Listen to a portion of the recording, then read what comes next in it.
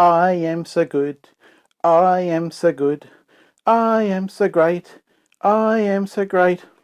Welcome to Season 3.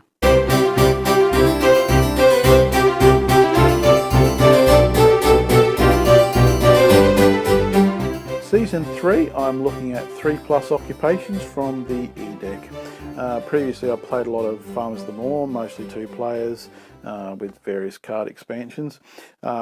Since Season 2 I've been really myself concentrating on the 3-player game, trying to round up my experience, trying to be able to present a kind of more balanced view, especially since most people seem to be playing 3 and 4-player games.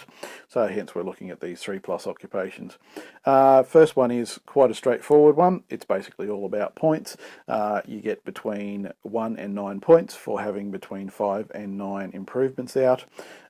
Tend to play a lot of cards anyway, and especially in a 3-player game where you're kind of fighting over that start player a little bit more, having some very cheap improvements that you can just throw out there, things like the spices that don't have any prerequisite or cost. Each of those ones that you play, once you get the minimum 5 required, is basically worth an additional 2 points up to the maximum of 9. So basically any comboing for this card would be basically anything that's a cheap and easy minor improvements. Obviously if there's some other benefit or some other assistance to your strategy, that's going to be good too, but you know, basically being able to throw out minor improvements, grab that start player token and just get extra points, never a bad thing. Proudly sponsored by Yeoman. Available in the App Store now. There are other cards that give you points. One example would be the Reeve, that's an E-deck 3+ as well. I tend to avoid cards like this, so basically they give you an advantage for playing them early, but then you may not get the points at the end. That one gives points to the players with the most occupations, which could be everybody, or it could be you, or it could be somebody else. The Braggart is basically just extra points for you, so for me a little bit of a no-brainer. There are a lot of those kind of Reeve type cards where you've got, you know, play this earlier, the earlier you play it, the more benefit you get. Up until now I've avoided them. At some point in the future I might give them a bit of a go, but I tend to go for cards that just have some straightforward thing for points.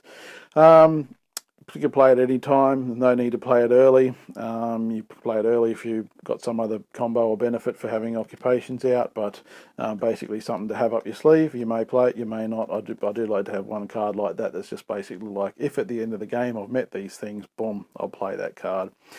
Tell me what you think in the comments below. Do you think it's good to have a card that's just for points, or do you think it's better to have things that will give you some other ability that will help you build up your farm some other way? Please like the video and subscribe to the channel. Thank you. France deck was released. I had a little bit of a time to play around with it, and I've got 5 minor improvements and 5 occupations to share with you today. I've chosen these to give you a flavour of the deck. The Reed Collector. This is my new favourite card, or at least from the 3+ occupations anyway. I put 1 Reed on the next 4 round spaces, and when those rounds come out you get the Reed. I've been playing a lot of 3-player games since the last series, trying to round out my experience. Previously I'd played a lot of 2-player Farmers of the Moor. Proudly sponsored by Yeoman. Available in the App Store now.